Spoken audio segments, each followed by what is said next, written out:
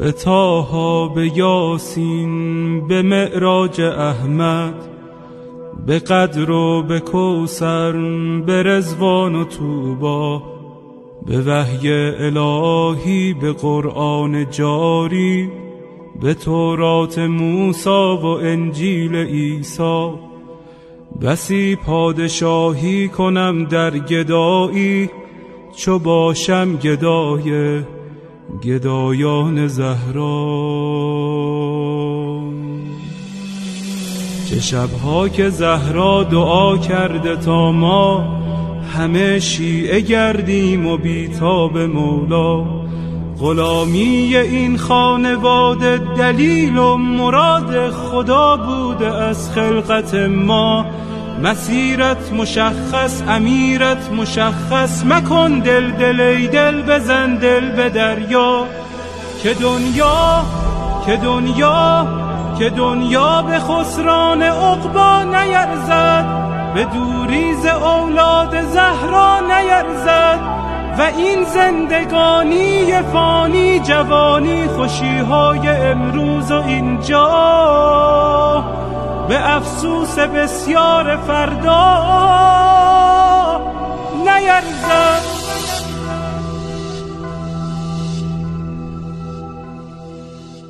اگر عاشقانه هوادار یاری، اگر مخلصانه گرفتار یاری، اگر آبرو می‌گذاری به پایش، یقیناً خریدار یاری.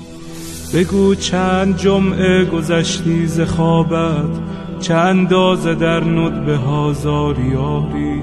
به شانه کشیدی غم سینه اش را، و یا چون بقیه تو سربار یاری.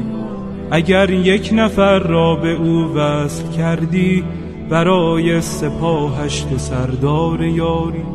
به گریه شبی را سحر کردی یا نه، چه مقدار بیتاب و بیمار یاری. دل آشفته بودن دلیل کمی نیست، اگر بیقراری بدان یار یاری. و پایان این بیقراری بهشت است،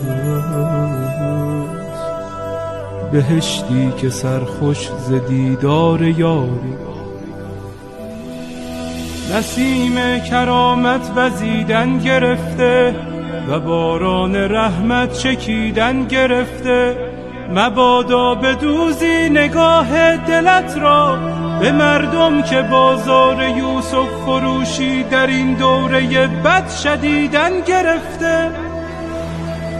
خدایا به روی درخشان مهدی، به زلف سیاه و پریشان مهدی، به قلب رؤوفش که دریای داغ است، به چشمان از غصه گریان مهدی، به لبهای گرم علی یا علیش، به ذکر حسین و حسن جان مهدی، به دست کریم و نگاه رحیمش، به چشم امید فقیران مهدی، به حال نیاز و قنوت نمازش، به سبحان سبحان سبحان مهدی، به برق نگاه و به خال سیاهش، به عطر ملیح گریبان مهدی، به حج جمیلش، به جاه جلیلش، به صوت حجازی قرآن مهدی، به صبح عراق و شبانگاه شامش، به آهنگ سمت خراسان مهدی،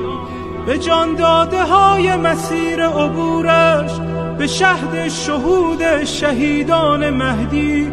مرا دائم الاشتیاقش بگردان، مرا سینه چاک فراقش بگردان.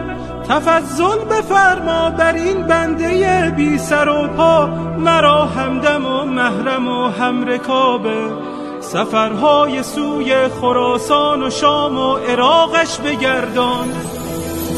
یا مهدی،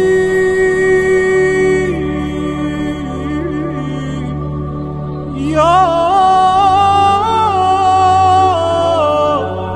مهدی.